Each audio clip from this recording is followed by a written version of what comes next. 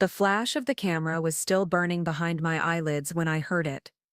The words that would change everything between us, spoken with the casual cruelty that only comes from someone who thinks they're untouchable. I was standing in the living room of my son Marcus's penthouse apartment, smoothing down my emerald green blouse, the one I'd bought specifically for this family gathering, when he turned to his girlfriend Sophia and said with a dismissive laugh, "Maybe Mom should sit this one out. She's getting a bit too old for family photos.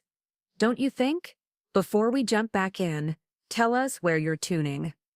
And if this story touches you, make sure you're subscribed, because tomorrow I've saved something extra special for you. The other relatives chuckled nervously. Sophia shifted uncomfortably. But I just stood there, my hand frozen on the fabric of my blouse, feeling something crack inside my chest. Not break, crack, like the first hairline fracture that eventually brings down an entire building. I smiled, the way I'd learned to smile through 30 years of single motherhood, through late mortgage payments, and skipped meals so my boy could have the best of everything. "Of course," I said quietly. "You take your photo." What Marcus didn't know, what none of them knew, was that the woman he'd just dismissed as too old held the keys to everything he thought he owned.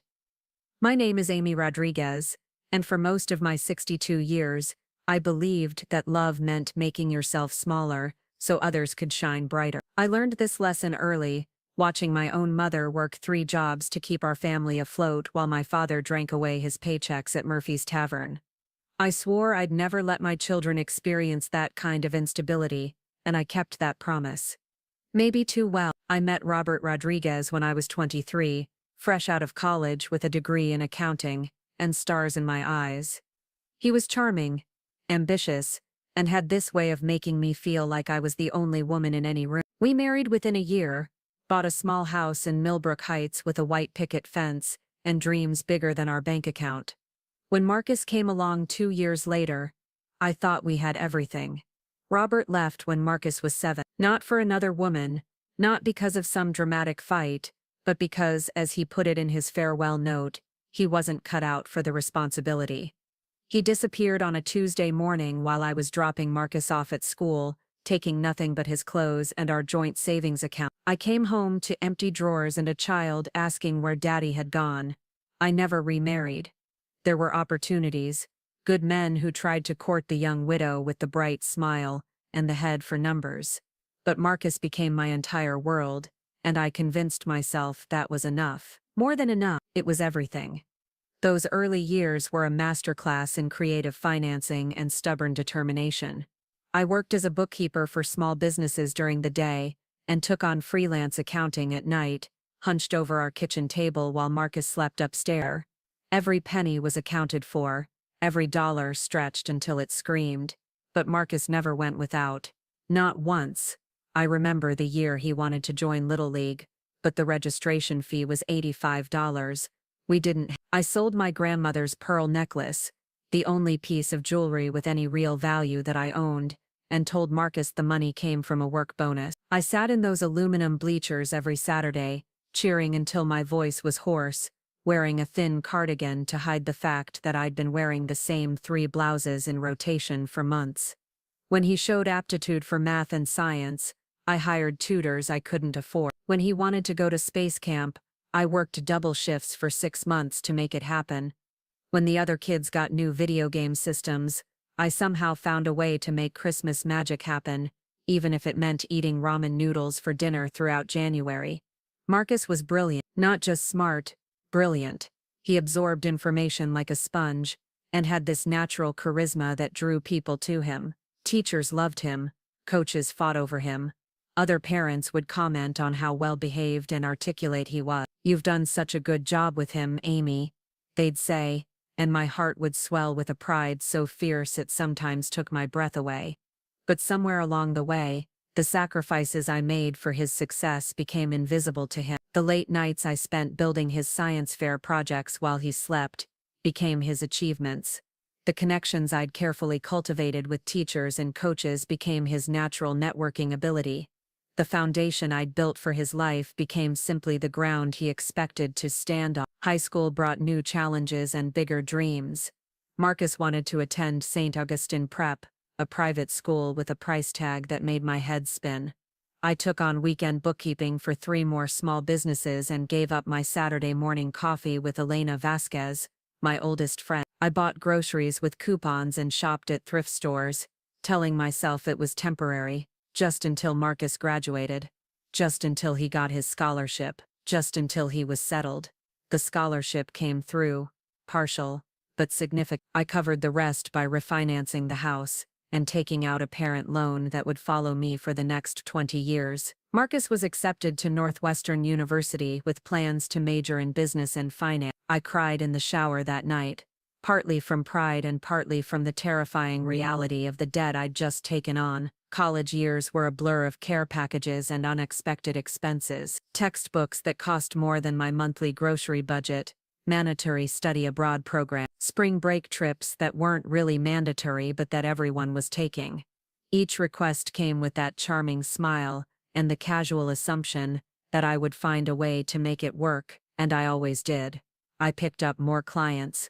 I worked longer hours. I delayed replacing my 12-year-old car and learned to patch the leaky roof myself through YouTube videos. When Marcus called to tell me about opportunities, internships that required professional clothing, networking events that needed the right appearance, connections that could be made with the right investment, I found the money. The day he graduated magna cum laude with a degree in finance, I sat in that sea of proud parents wearing a dress I'd owned for 8 years, feeling like I was watching a miracle unfold. My son, the first in our family to graduate from college, walking across that stage with confidence and grace. Every sacrifice had been worth it. Every sleepless night, every skipped meal, every no I'd said to my own needs, had led to this moment. Marcus landed his first job at Fletcher & Associates, a mid-sized investment firm in downtown Chicago. The starting salary was more than I'd ever made in a single year. I helped him move into his first apartment, a studio in Lincoln Park that cost nearly as much per month as my mortgage payment. I bought him a suit for his first day and took him to dinner at a restaurant that required reservation. "I couldn't have done this without you, Mom," he said that night, reaching across the table to squeeze my hand. "I know how hard you've worked for this." I believed that he understood the weight of what had been given, the foundation that had been laid stone by stone beneath his feet. I believed that our relationship would deepen now that the pressure of his education was behind us. I believed that the investment of my entire adult life was about to pay dividends in the form of a son who truly saw and appreciated his mother. I was wrong about so many things. The changes started small, so gradual that I didn't recognize them as changes at all. Marcus's calls became less frequent, his visits shorter. When he did come home to Millbrook Heights, he seemed restless, checking his phone constantly and making comments about the neighborhood that felt like observations from an outsider rather than someone who'd grown up here. "You should really think about updating this place, Mom," he'd say, looking around the living room where he'd played with Legos and done homework and brought friends home from school. "Maybe get rid of some of this old furniture, go more modern." I'd laugh and change the subject, but something about his tone sat wrong with me. It wasn't the affectionate teasing of a child who'd outgrown his childhood home, it was the polite discomfort of someone who found their surroundings slightly embarrassing. Within 2 years, Marcus had been promoted twice. He moved to a bigger apartment, started wearing watches that cost more than I made in a month, and began dating Sophia, a marketing executive with an MBA from Wharton, and a family background that made my single mother story seem quaint by comparison. I met Sophia at a dinner Marcus organized for his birthday. She was beautiful, polished, and perfectly pleasant in the way that people are when they're making an effort to be kind to someone they consider beneath their notice. She asked polite questions about my work and nodded with appropriate interest when I mentioned the small businesses I helped with their books. But I caught the glance she exchanged with Marcus when I mentioned shopping for his birthday gift at Walmart, and I saw the almost imperceptible way she guided the conversation away from topics that might reveal too much about where Marcus had come from. After that dinner, Marcus started making subtle suggestions about my appearance. When we were going to be in public together, "Maybe wear the navy blue dress instead of the green one, Mom. It's more, classic, or you might want to tone down the jewelry a bit. Less is more, they say. I told myself he was trying to help me fit into his new world. I told myself it was sweet. Preparing and narrating this story took us a lot of time. So if you are enjoying it, subscribe to our channel. It means a lot to us.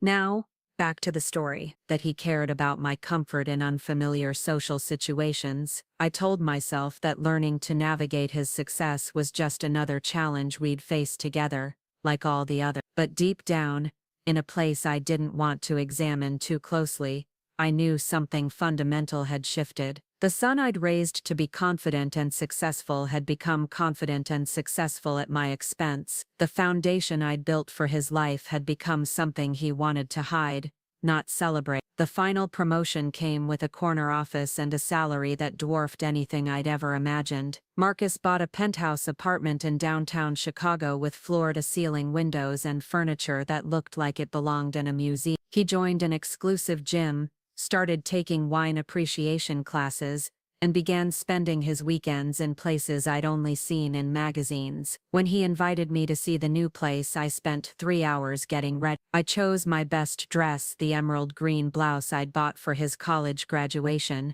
and the pearl earrings I'd replaced after selling my grandmother's necklace all those years ago. I wanted to look worthy of his success, worthy of standing in his beautiful new life. The apartment was stunning, sleek and modern, and so perfectly curated that it felt more like a showroom than a home. Sophia was there, along with a few of Marcus's colleagues and their partners. Everyone was younger than me, better dressed, speaking in the confident shorthand of people who'd never worried about making rent. I tried to contribute to conversations about art exhibitions and wine varietals and vacation destinations that required passports. I smiled and nodded and asked what I hoped were appropriate questions, but I could feel myself shrinking with each passing hour, becoming more and more aware of the differences between my world and theirs. That's when Marcus suggested taking photos to commemorate the occasion. Family photo time, he announced, and everyone gathered in front of the massive windows with the city sparkling behind them. I smoothed down my emerald green blouse and moved to stand beside my son,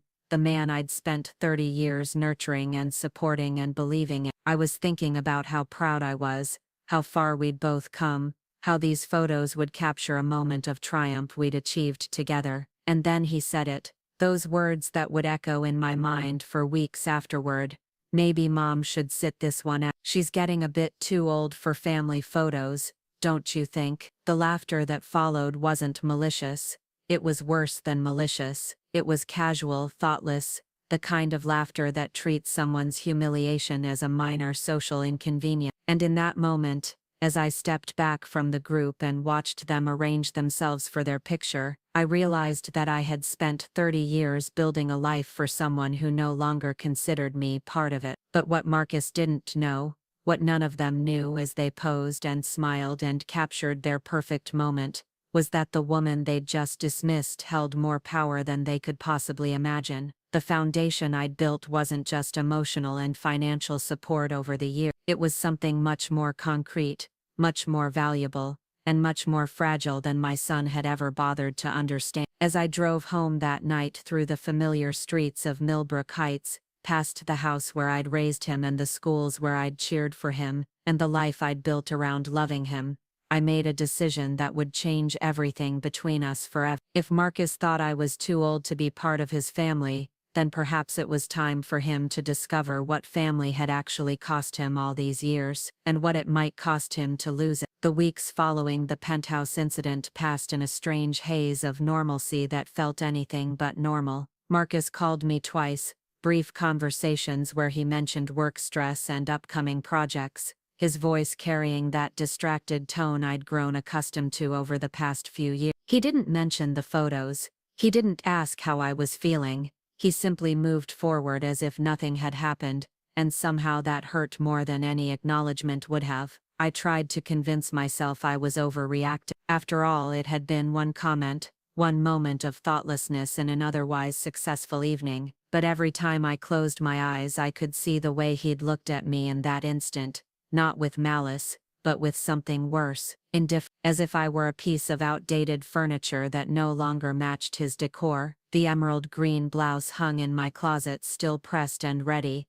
but I couldn't bring myself to wear it again. Every time I reached for it, my hand would pause and I'd select something else instead, something quiet, something that wouldn't draw attention or require explanation. My daily routine remained unchanged on the surface. I woke at 6:30, made coffee in the same ceramic mug I'd used for 15 years, and spent my mornings working through the books for my regular client. Martina's auto repair needed their quarterly taxes prepared. The Thompson family's bakery required help reconciling their cash flow statements. Mrs. Chen's boutique was expanding and needed projections for her bank loan application. These were good people, hard-working families who trusted me with their financial futures. They paid me fairly, treated me with respect, and never made me feel like my contributions were anything less than valuable. But increasingly, I found myself wondering how Marcus saw this work. When he asked about my job, which happened less and less frequently,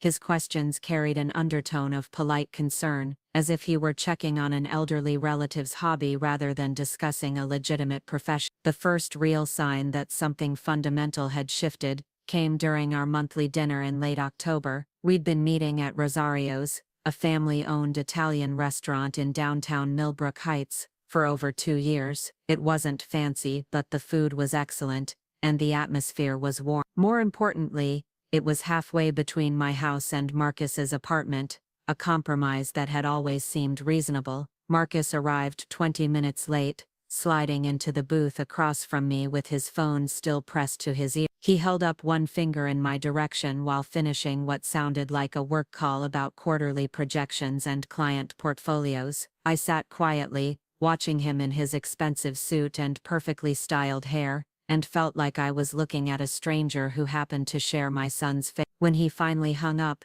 his first words weren't an apology for being late. They were, "Sorry, Mom, but I can only stay about 45 minutes. Sophia and I have tickets to that new play downtown, and traffic's going to be murder." I nodded and smiled the way I always did. "Of course, sweetheart, I'm just happy to see you." But as I watched him scan the menu with barely concealed impatience, I realized this wasn't about time constraints. This was about priorities, and somewhere along the way, our monthly dinners had dropped very low on his list. The conversation that followed was stilted and strange. Marcus talked about work achievements and social events, his voice animated when describing a networking gala he'd attended, or a weekend trip to Napa Valley that Sophia had organized. But when I mentioned that Miss Chen's boutique had been featured in the local business journal, or that I'd been asked to speak at a small business workshop next month, his responses were perfunctory at best.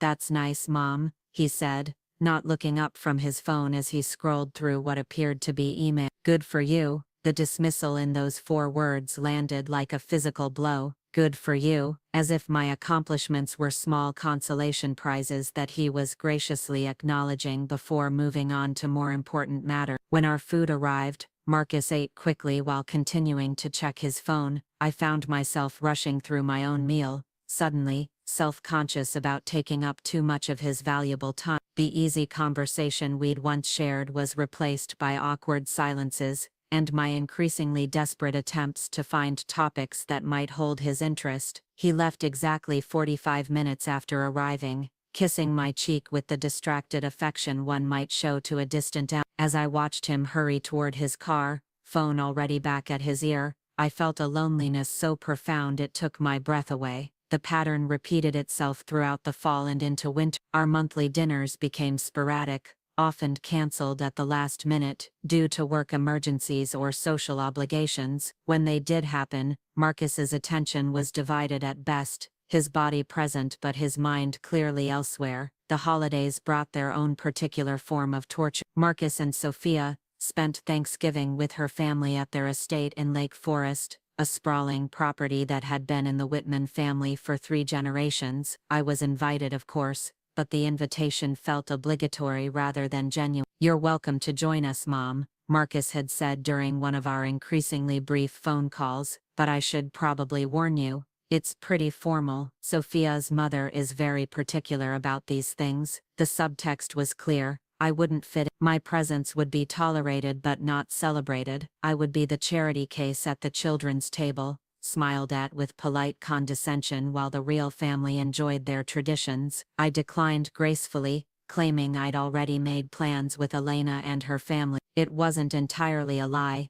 Elena had invited me, but the truth was, I couldn't bear the thought of sitting through an entire evening of feeling like an unwelcome outsider in my own son's life. Christmas was marginally better, but only because it took place on my territory. Marcus and Sophia came to my house for dinner, arriving late and leaving early to attend a party at one of Sophia's colleagues' homes. They brought expensive wine that I couldn't properly appreciate, and talked about people I didn't know while I served the ham I'd been preparing since dawn. Sophia complimented my cooking with the enthusiasm of someone determined to be gracious about a quaint local custom. Marcus ate quickly and checked his watch frequently. When I brought out the photo albums I'd been organizing, pictures of Marcus throughout his childhood and adolescence, Sophia flipped through them with polite interest, while Marcus visibly cringed at images of himself in our modest living room, wearing clothes from discount stores and smiling gap-toothed grins. "You were such a cute kid,"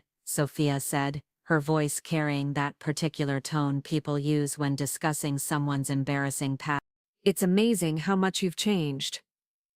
Marcus laughed and quickly closed the album.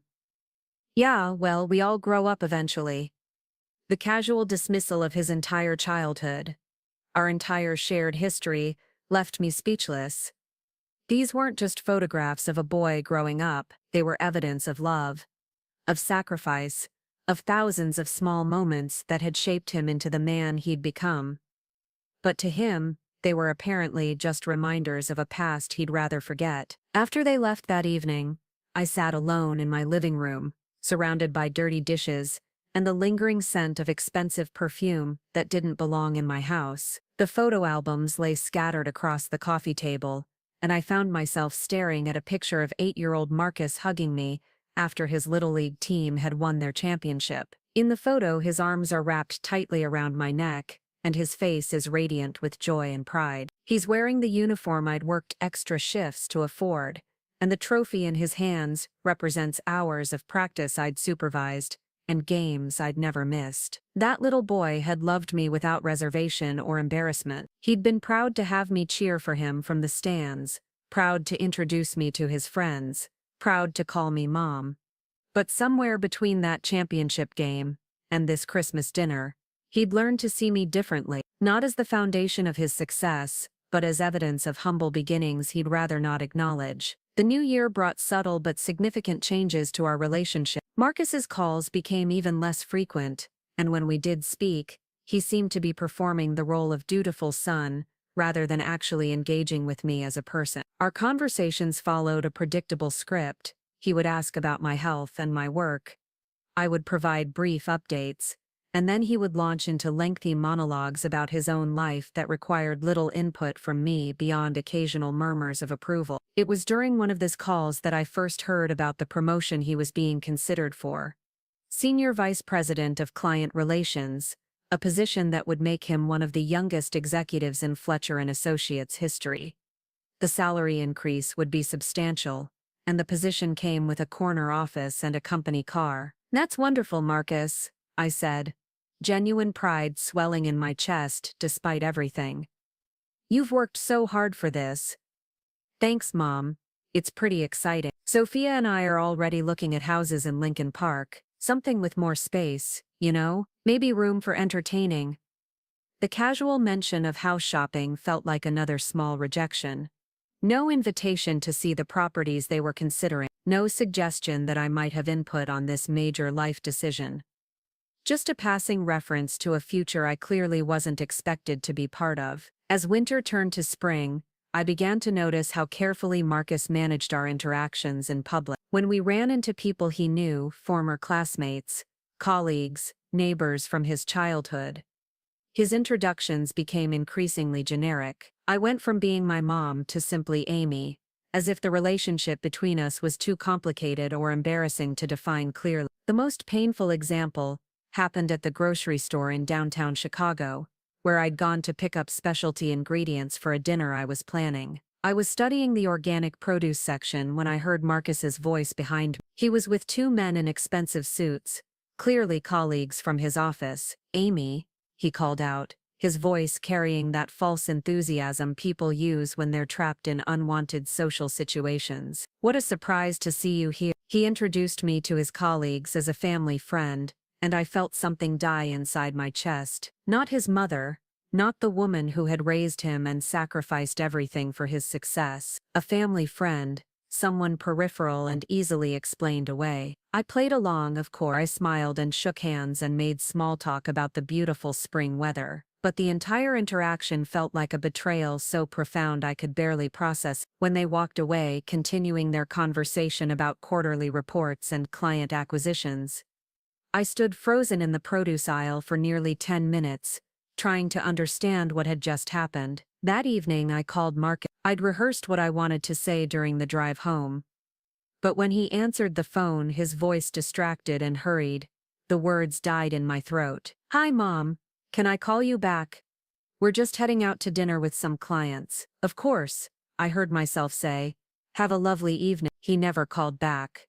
The promotion came through in May, along with a celebration party at one of Chicago's most exclusive restaurants. Marcus called to invite me, but the invitation came with so many caveats and subtle warnings about the formality of the event that I understood I wasn't really wanted there. I was being invited because he felt obligated to include me, not because my presence would add anything meaningful to his celebration. I declined, citing a scheduling conflict that didn't exist. Marcus seemed relieved. Instead, I spent that evening at home, working on tax returns for a client who'd fallen behind on their paperwork. It was quiet, productive work that reminded me of my own value and competence. But, as I balanced numbers and organized receipts, I couldn't stop thinking about my son celebrating his success with people who had no idea what it had cost to get him there. The house shopping intensified throughout the summer. Marcus would occasionally mention properties they'd seen or offers they were considering, but always in passing, as if he were updating me on the weather rather than discussing one of the most significant purchases of his life. When they finally found the perfect place, a 3-story townhouse in one of Chicago's most prestigious neighborhoods, I learned about it through a photo Sophia posted on social media rather than through a phone call from my son. The photo showed them standing in front of a beautiful brick building with bay windows and a small garden. They looked radiant and successful and completely absorbed in their own happiness. The caption read, "New chapter, new home, new adventure." There was no mention of family, no acknowledgement of the journey that had led to this moment, no recognition that this success had been built on a foundation laid by someone else's hand. I stared at that photo for a long time, studying their faces and trying to find some trace of the little boy who used to run to me with his arms wide open whenever I came home from work. But that boy was gone, replaced by a man who had learned to see his mother as an inconvenience rather than an investment. The housewarming party was the final confirmation of where I stood in Marcus's new life. The invitation arrived via text message, 2 days before the event, clearly an afterthought rather than a planned inclusion. When I arrived at the townhouse, I was struck immediately by how different it felt from any space I'd ever shared with my son. Everything was perfect. The furniture was modern and expensive, the artwork was professionally selected, and the wine being served cost more per bottle than I typically spent on groceries in a week. The guests were all young professionals, people who moved through the world with the confidence that comes from never having to worry about making rent or choosing between paying the electric bill and buying school supplies. I tried to find my place in the conversations flowing around me, but every topic seemed designed to exclude rather than include. They discussed vacation destinations I'd never heard of, restaurants that required reservations months in advance, and cultural events that assumed a level of disposable income I'd never possessed. When someone asked what I did for work, my explanation of small business accounting was met with polite nods and a quick change of subject. But the moment that crystallized everything happened near the end of the evening. Marcus had been moving through his guests with the practiced ease of a natural host,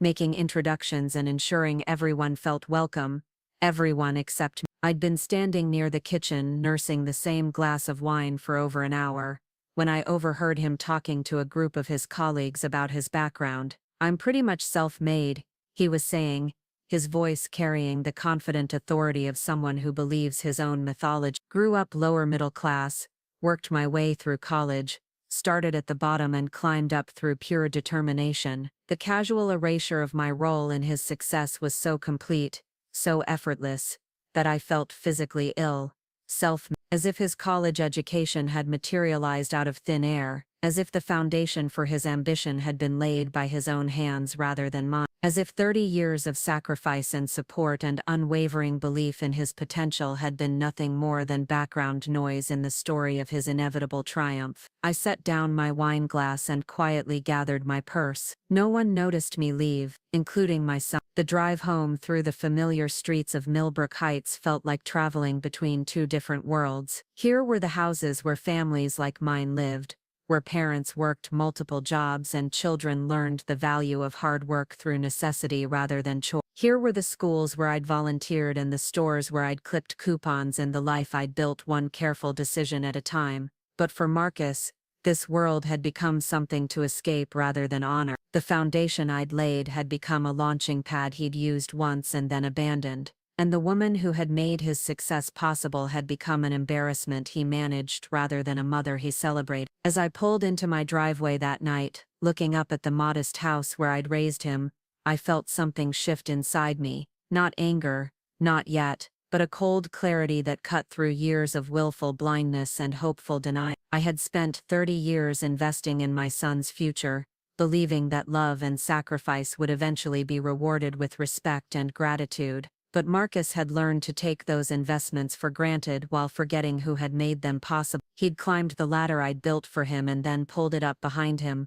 leaving me standing on the ground while he enjoyed the view from the top. But what Marcus didn't understand, what none of them understood, was that the foundation I'd built for his life wasn't just emotional or financial support that could be discarded once it was no longer needed. It was something much more concrete, much more valuable, and much more fragile than he'd ever bothered to learn. And if my son truly believed he was self-made, then perhaps it was time for him to discover what happened when the foundation he'd forgotten about was suddenly removed from beneath his feet. The invitation to Marcus's engagement party arrived on a Tuesday morning in September, delivered not by a personal call or even a text message, but through an elegant cream-colored card that had clearly been designed by a professional station. My name was written in flowing script across the envelope, but when I opened it I found myself listed among what was obviously a mass mailing. No personal note, no handwritten addition, just my name, printed on a guest list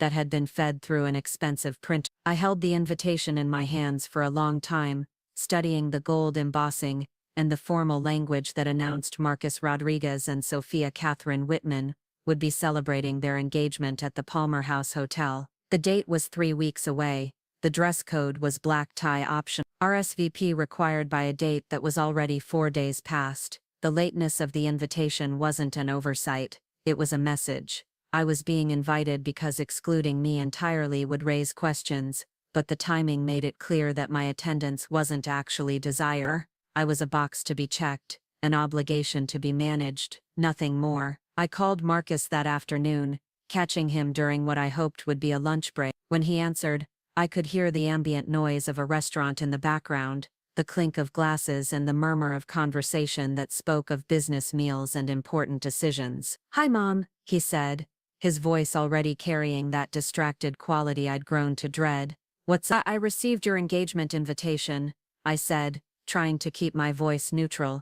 "Congratulations, sweetheart. I'm so happy for you both." There was a pause and I could almost hear him calculating how to handle this conversation. "Thanks, yeah, we're really excited. It's gonna be a great party." "I noticed the RSVP date has already passed," I continued gently. "I wasn't sure if you still needed my response." Another pause, longer this time. "Oh right, sorry about that. The whole thing has been crazy to organize. Sophia's handling most of the planning, and she's been so stressed about getting everything perfect." The implicit message was clear. This was Sophia's event, organized according to Sophia's standards, and any awkwardness around my invitation was simply an unfortunate oversight in a very complicated process. I was expected to understand and accommodate, just as I always had. "Of course," I said. "Should I plan to attend?" "Absolutely," Marcus replied, but his enthusiasm sounded forced. "Just, it's a pretty upscale crowd, very formal. I'm sure you'll be fine.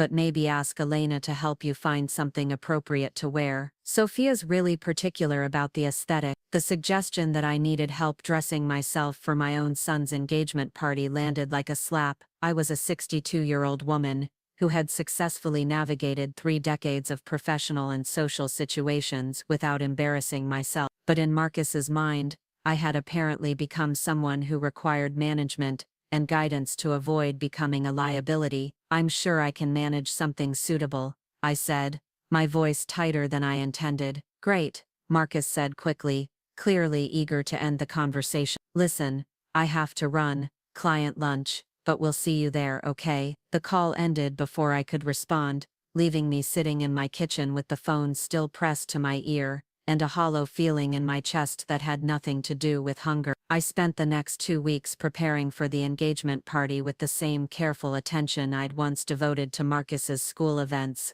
and award ceremonies. I found a dress at Nordstrom, a simple black cocktail dress that was elegant without being flashy, appropriate without being memorable. I made an appointment at a salon I'd never been to before, letting them style my hair in a way that felt foreign but sophisticated. I even bought new shoes, despite the fact that the cost represented nearly a week's worth of grocery money. But as I stood in front of my bedroom mirror the night before the party, adjusting the unfamiliar jewelry and checking my appearance one final time, I felt like I was preparing for battle rather than celebration. I was armoring myself for an evening where my presence would be tolerated rather than welcomed, where I would be introduced as Marcus's mother in the same tone one might use to identify a moderately embarrassing distant relative. The Palmer House Hotel was everything I'd expected it would be: elegant and expensive and filled with young people who moved through the world with the easy confidence that comes from never having to worry about money. The engagement party was being held in one of the hotel's smaller ballrooms, a space that managed to feel both intimate and grand, with crystal chandeliers and fresh flower arrangements that probably cost more than my monthly mortgage payment. I arrived precisely on time, checking my coat with a uniformed attendant and accepting a glass of champagne from a server who was younger than Marcus and probably earning more per hour than I made in a day. The room was already half full with guests who seemed to know each other well, clustered in conversation groups that spoke of shared histories and common connections. Marcus and Sophia stood near the entrance, greeting arrivals with the practiced grace of people accustomed to hosting social events. Sophia looked stunning in a pale pink dress that complemented her blonde hair and fair skin perfectly. Marcus wore a tuxedo that fit him like it had been made specifically for his body, which it probably had. They looked like the successful young couple they were, surrounded by friends and family who reflected their achievements back to them in an endless loop of validation and approval. When Marcus saw me approaching, his smile flickered for just a moment before returning to full brightness. He kissed my cheek and introduced me to the couple they'd been speaking with, 2 other young professionals whose names I immediately forgot in the blur of polite handshakes and meaningless pleasantry. "This is my mother, Amy," he said, and I noticed how he'd dropped my last name from the introduction. Not Amy Rodriguez, just Amy. As if even sharing his surname with me might confuse people about his identity. Sophia hugged me with the kind of careful affection one shows to fragile elderly relatives. "Amy, you look lovely," she said, her voice carrying that particular tone of surprise that suggested she'd been prepared for something much worse. I thanked her and complimented her dress, her ring, the beautiful decorations. I played the role I'd been assigned, the proud mother who was grateful to be included in her successful son's celebration. But even as I smiled and made small talk and admired the flower arrangements, I felt like I was watching the evening unfold from somewhere outside my own body. The guest list was exactly what I'd expect: young professionals from Marcus's office, college friends who'd gone on to similar success, Sophia's sorority sisters who'd married well and settled into lives of comfortable prosperity. These were people who'd never worked multiple jobs to make ends meet, never chosen between paying the electric bill and buying groceries, never spent sleepless nights wondering how to afford their child's college tuition. When conversation turned to topics I couldn't contribute to, ski trips to Aspen, summers in the Hamptons, investment strategies for trust funds, I found myself nodding and smiling while feeling increasingly invisible. No one was deliberately excluding me, but my life experiences were so fundamentally different from theirs that I might as well have been speaking a foreign language. The most painful moment came during the toast. Marcus's best friend from college, a young man named Bradley who worked for a tech startup, had been designated to give the official speech. He talked about Marcus's determination and ambition, his natural leadership abilities and his impressive climb up the corporate ladder. He mentioned how Marcus had overcome humble beginnings to achieve such remarkable success, his voice carrying the admiration people reserve for inspiring rags to riches story. But as Bradley continued his toast, painting a picture of Marcus as a self-made man, who'd pulled himself up by his bootstraps through sheer force of will, I felt something crystallize inside my chest, not anger, not yet, but a cold clarity that cut through years of willful blindness. There was no mention of the mother who'd worked 2 jobs to pay for his education, no acknowledgement of the sacrifices that had made his opportunities possible, no recognition of the foundation that had been laid, stone by someone else's hand. Marcus's success story had been sanitized and simplified, reduced to a narrative that was more palatable to an audience that preferred their triumphs to be individual achievements rather than collective effort. When Bradley finished speaking and raised his glass, I lifted mine as well and drank the champagne that tasted like dust in my mouth. Around me, people applauded and cheered, celebrating a version of Marcus's life that bore little resemblance to the reality I'd lived through. After the toast, I found myself standing alone near one of the tall windows that overlooked the city. The lights of Chicago stretched out below me, thousands of individual stories playing out in apartments and offices and restaurants across the metropolitan area. Somewhere out there were other mothers who were working late shifts and calculating grocery budgets, and dreaming of their children's futures. Somewhere out there were other families building foundations that might one day be forgotten by the people who stood on. I was lost in these thoughts when I heard Marcus's voice behind me, engaged in conversation with a group of his colleagues. I turned slightly, not meaning to eavesdrop, but unable to avoid overhearing their discussion about family backgrounds and childhood experience. The best thing my parents ever did for me was teach me independence, one of the young men was saying. They made sure I understood that anything I achieved would be through my own effort. Absolutely, Marcus replied, his voice carrying the authority of someone who'd never questioned his own narrative. I think that's why I've been able to succeed the way I have. I learned early that no one was going to hand me anything. Everything I've accomplished has been through my own hard work and determination. The casual erasure of my existence was so complete, so effortless, that I felt the breath leave my lungs. No one was going to hand him anything, as if his college education had materialized out of thin air, as if the down payment on his first apartment had been earned through summer jobs rather than my second mortgage, as if 30 years of sacrifice and support had been nothing more than background noise in the story of his inevitable triumph. That's the American dream right there, another colleague added admiringly. Self-made success. You should be really proud of what you've built. I am, Marcus said, and I could hear the smile in his voice. It feels good to know that everything I have, I've earned. I stood there for another moment, champagne glass trembling in my hand, listening to my son accept praise for achievements that had been funded by my sleepless nights and foregone dreams. Then, quietly and without fanfare, I set down my glass and walked toward the exit. No one noticed me leaving. The party continued around me, full of laughter and conversation, and celebration of a success story that had been edited to remove any inconvenient truths about where it had really come from. Marcus was surrounded by admirers who saw him as proof that individual determination could overcome any obstacle, while the woman who had actually made his achievements possible slipped out into the night like she'd never been there at all. The drive home felt like traveling through a fog of unreality. The streets of Millbrook Heights seemed smaller and shabbier after the opulence of the Palmer house, but they also felt more honest. Here were the houses where families like mine lived, where parents made difficult choices and children learned that success came at a cost that was often paid by someone else.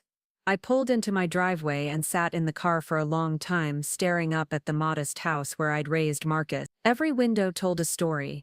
The kitchen where I'd packed his lunches and helped with homework, the living room where we'd celebrated his achievements and weathered his disappointments, the bedroom where I'd lain awake countless nights worrying about how to pay for his future. But apparently none of those stories mattered anymore. They'd been replaced by a cleaner narrative, one that painted Marcus as the hero of his own journey, rather than the beneficiary of someone else's sacrifice. And I had become not just irrelevant to his success story, but an embarrassment that needed to be managed and minimized. The engagement party had been more than just a social slight. It had been a final confirmation that Marcus no longer saw me as a person worthy of respect or recognition. I was a character from his past that he'd outgrown, a reminder of humble beginnings that no longer served his carefully constructed image. As I finally walked up the front steps to my house, key in hand, and mind churning with the events of the evening, I felt something fundamental shift inside me. The patient, accommodating mother who had spent 3 decades making excuses for her son's behavior was being replaced by someone harder, clearer, and infinitely more dangerous. Marcus thought he was self-made. He'd convinced himself and everyone around him that his success was the product of his own efforts and natural abilities. But what he didn't understand, what none of them understood, was that self-made men don't usually require cosigners on their loan. They don't need guarantors for their mortgages or silent partners in their business ventures. And they certainly don't build their empires on foundations that can be removed with a single phone call. The next morning brought a clarity I hadn't felt in years. I woke before dawn, not from anxiety or restlessness, but from a sense of purpose that had been dormant for too long. I made coffee in my familiar kitchen, surrounded by the modest comforts I'd built for myself, and began to consider the true scope of my son's vulnerability. Marcus had been so focused on climbing the ladder of success that he'd never bothered to examine the foundation supporting it. He'd signed documents without reading them, accepted financial arrangements without questioning them, and built his adult life on assumptions that had never been tested. The townhouse in Lincoln Park that he was so proud of, the one that symbolized his arrival in Chicago's elite social circles. I'd co-signed the mortgage application when his credit history proved insufficient for the loan amount he'd requested. The bank had required a guarantor with substantial assets and a proven track record of financial stability. Marcus had asked me to help, promising it was just a formality, a temporary measure until his next promotion came through. The BMW sedan he drove to work every day, the one that projected success and sophistication to his colleagues and clients. It was registered in both our names, because the lease company had required additional security for such an expensive vehicle. Again, Marcus had framed it as a minor inconvenience, a brief arrangement that would be revised once his credit score improved. Even his investment portfolio, the one he'd built through careful planning and strategic risk-taking, had required my signature on several key documents. When Marcus had wanted to move beyond simple savings accounts into more sophisticated financial instruments, he'd needed someone with established credit and assets to vouch for his application. In each case, Marcus had presented these arrangements as temporary necessities, hurdles to be cleared on his path to complete financial independence.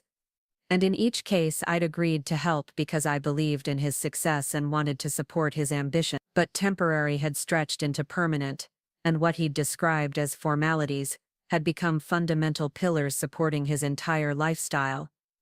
The irony was almost poetic. My son, who had just spent an entire evening accepting praise for his self-made success, was living a life that was legally and financially entangled with the mother he'd been so eager to distance himself from. Every symbol of his achievement, every marker of his progress, bore my signature as well as his.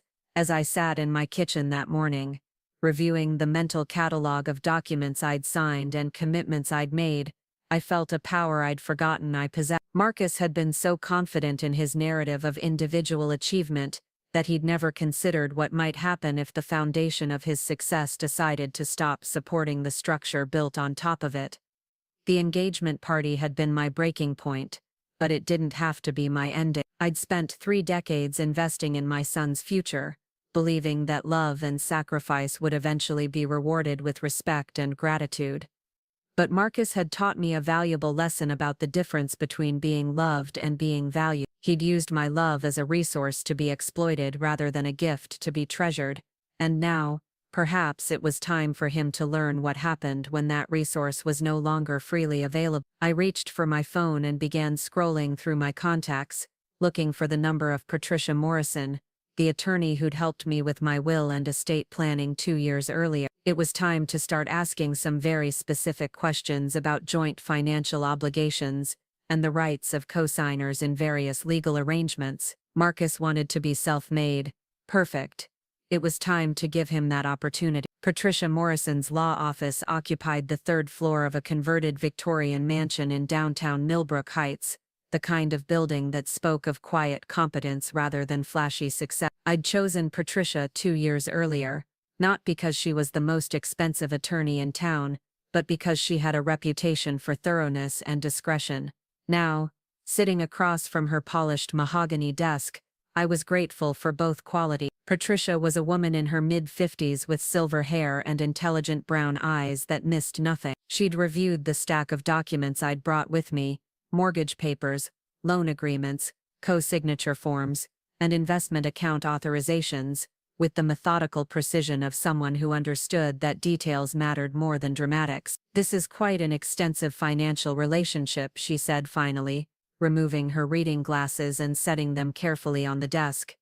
"Your son has essentially built his entire adult financial life with you as the foundational guarantor." I nodded, my hands folded in my lap to hide their slight trembling. I didn't realize how comprehensive it had become until I started gathering everything together. Each request seemed reasonable at the time. Patricia leaned back in her chair, her expression thoughtful. "That's how these situations typically develop. Young adults with limited credit history and modest assets turn to family members for support, and what begins as temporary assistance evolves into permanent interdependence. The problem is that most people don't understand the legal implications of what they're signing." She picked up the mortgage documents for Marcus's townhouse, flipping through the pages with practiced efficiency. "Take this property for instance. You're not just a cosigner on this mortgage, Amy. According to these documents, you're listed as a joint owner with equal rights to the property. If your son defaulted on the loan, the bank could pursue you for the full amount. But the reverse is also true. You have legal standing to make decisions about this property that your son might not expect." The weight of her words settled over me slowly. I'd signed those papers thinking I was simply helping Marcus qualify for a loan he couldn't obtain on his own. I'd never considered that my signature might grant me actual ownership rights in his most prized possession. "What about the car?"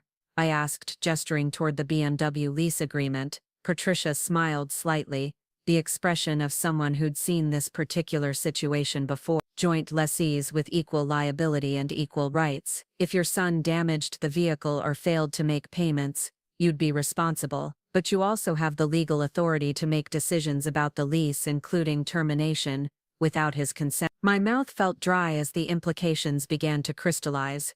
"And the investment accounts, those are perhaps the most interesting," Patricia said, pulling out a thick folder of investment documents. "Your son has been quite successful in building his portfolio, but several of these accounts list you as either a joint owner or authorized representative. In practical terms, that means you have access to substantial assets that he probably considers entirely his own." I stared at the documents spread across Patricia's desk, seeing them with new eyes. What I'd thought of as a collection of favors I'd done for my son was actually a comprehensive web of legal and financial connections that bound our lives together in ways he'd apparently never bothered to understand. "I need to ask," Patricia continued gently, "what you're hoping to accomplish with this information.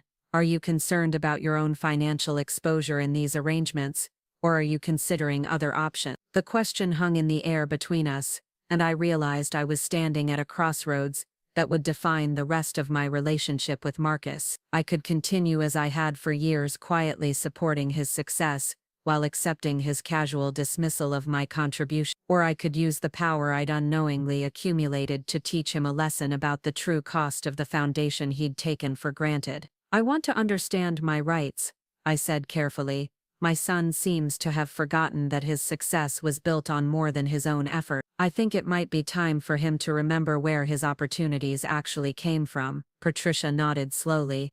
"In that case, we should discuss your options in detail, because based on these documents, you have considerably more leverage than your son realizes." Over the next 2 hours, Patricia walked me through the intricacies of joint financial obligations and shared asset ownership. The picture that emerged was both more complex and more powerful than I'd imagined. Marcus's carefully constructed adult life was built on a foundation I not only owned, but could legally control, the townhouse that represented his arrival in Chicago's social elite. I could force a sale or demand my share of the equity at any time. The investment portfolio he'd built through careful planning and strategic risk-taking, a significant portion of it was held in accounts where I retained equal access and decision-making authority. Even his credit score, which he was so proud of building, was partially dependent on my continued participation in joint accounts that affected both our financial profiles. The key thing to understand, Patricia explained,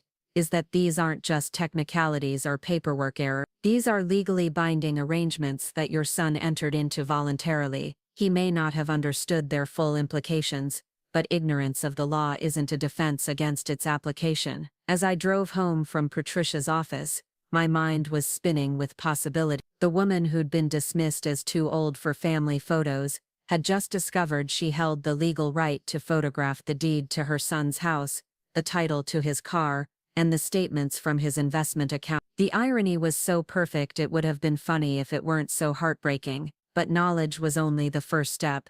What I did with this information would determine whether I was simply a bitter mother seeking revenge, or someone teaching a valuable lesson about gratitude and respect. The distinction mattered, not just for Marcus, but for my own sense of who I wanted to be in this situation. I spent the evening researching financial law and joint ownership rights, using the computer Marcus had bought me for Christmas 3 years early. The same computer he'd explained to Sophia was necessary because Mom's getting older and needs help staying connected. Now I was using his gift to understand exactly how connected our financial lives really were. The more I learned, the more I realized how careless Marcus had been with legal documents and financial commitment. He'd signed papers without reading them thoroughly, accepted my participation in his financial life without questioning the long-term implications, and built his adult identity on assumptions that had never been tested. It was a pattern that extended beyond our financial relationship. Marcus had always been someone who focused on immediate goals without considering broader consequences. In high school, he'd committed to extracurricular activities without thinking about time management, leaving me to negotiate with teachers and coaches when conflicts arose. In college, he'd changed majors 3 times, each switch requiring additional courses and extended graduation timelines that I'd found ways to fund. Even his relationship with Sophia followed the same path. He'd proposed after dating her for less than a year, making a decision that would fundamentally alter his life without fully understanding her expectations, or the social obligations that came with joining her family's circle. It was romantic perhaps, but it was also characteristic of someone who leaped first and looked second. Now he was making the same mistake with his treatment of me. He'd assumed that my love and support were unconditional resources, that would always be available regardless of how he chose to acknowledge them. He'd never considered that his foundation might have opinions of its own, or that the woman he'd taken for granted might possess both the means and the motivation to remind him of overlooked realities. The next morning brought an unexpected phone call from Marcus himself. His voice carried an excitement I hadn't heard in months, the enthusiasm of someone with important news to share. "Mom, you'll never guess what happened," he said, barely pausing for my greeting.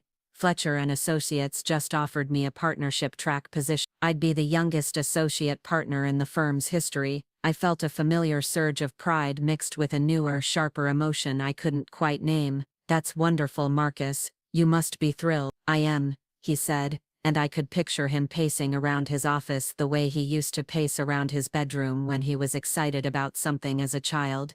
"The salary increase is substantial, and there are stock options and profit-sharing opportunities. Sophia and I are talking about moving the wedding up, maybe this spring instead of waiting until next fall." The casual mention of major life decisions I wasn't being consulted about stung, but I kept my voice neutral. "It sounds like everything is falling into place for you." "It really is," Marcus agreed. "Oh, and there's something else. The partnership position comes with additional financial requirements, investment minimums, capital contributions, that kind of thing. Nothing I can't handle, but I might need to liquidate some assets or restructure a few accounts to meet the qualifications." I felt my pulse quicken, but I kept my voice steady. "What kind of restructuring? just moving some money around, maybe refinancing the house to free up equity. Standard stuff. My financial advisor says it's all routine for this kind of opportunity. The irony was breathtaking. Marcus was planning to reshape the financial foundation that supported his entire lifestyle, without ever considering that the foundation itself might have something to say about those changes. He was making assumptions about assets and accounts that weren't entirely his to control, and he was doing it with the casual confidence of someone who'd never been forced to read the fine print on his own legal documents. That sounds complicated, I said carefully. Have you reviewed all your account agreements to make sure you have the authority to make those changes? Marcus laughed, the sound carrying a hint of condescension I'd grown to recognize. Mom, I appreciate your concern, but I've got excellent financial advisors handling all the details. This isn't really something you need to worry about. The dismissal was so automatic, so reflexive,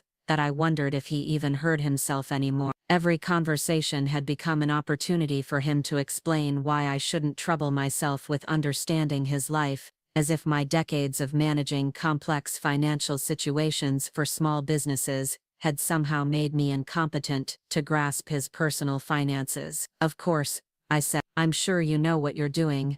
I do, Marcus replied confidently. This partnership is exactly what I've been working toward. Everything I've built has led to this moment. Everything he'd built. The phrase echoed in my mind long after the call ended, carrying the same casual erasure of my contributions that had characterized his recent behavior, but this time, instead of feeling hurt or diminished, I felt something closer to anticipation. Marcus was about to discover that everything he'd built was constructed on a foundation he didn't own, couldn't control, and had never bothered to understand, and his plans to restructure that foundation without consulting its actual owner were about to provide the perfect opportunity for a long overdue education in financial reality. I called Patricia Morrison that afternoon to schedule another appointment. It was time to explore my options for protecting my interests in our joint financial arrangements, particularly if Marcus was planning to make unilateral changes to accounts and properties where I retained legal rights. The conversation with Patricia was illuminating and slightly intimidating. The legal system, she explained,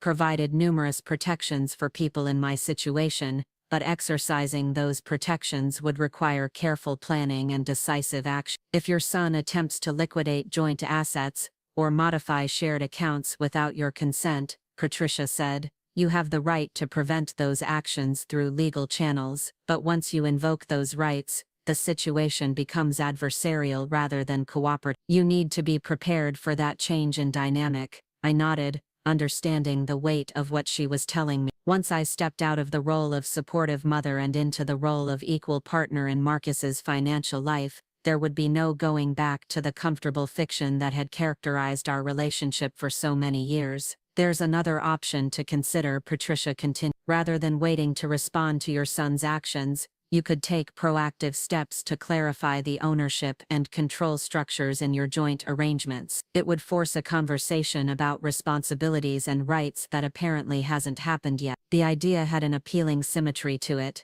Instead of reacting to Marcus's assumptions about his financial independence, I could create a situation that required him to confront the realities of his actual legal and financial position. It would be educational for both of us. Over the next week, I began gathering additional documentation and consulting with financial experts about the current value of our joint assets. The numbers were sobering and empowering in equal measure. Marcus's net worth, which he was so proud of building, was substantially dependent on assets where I retained significant legal rights. The townhouse alone represented nearly $2 million in current market value, with equity that had grown substantially since the original purchase. My legal claim to half that equity amounted to a sum that would fundamentally alter my own financial security while potentially devastating Marcus's plans for partnership investment. Similarly, the investment accounts we shared had performed well under Marcus's careful management, growing to values that exceeded anything I'd imagined when I'd first signed the authorization form. But my access to those accounts meant I could protect or relocate assets in ways that would complicate any plans Marcus might have for liquidating them. Even the car lease, which seemed trivial compared to the property and investment issues,